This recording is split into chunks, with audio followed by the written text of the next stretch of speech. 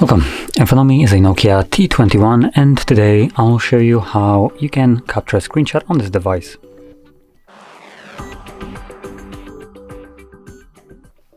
So to get started, simply open up content that you wish to capture. I'll be using just the home screen as an example for this, so it's already open and visible for me.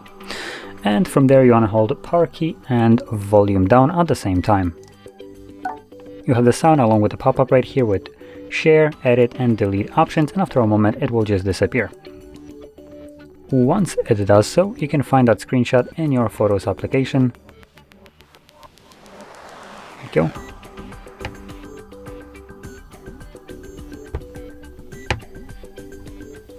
Now in the photos, as you can see, we have nothing, but if we navigate to library, we have a folder called screenshots. And in here, as you can see, there is our screenshot. So there we go. Now, if you found this video helpful, don't forget to hit like, subscribe, and thanks for watching.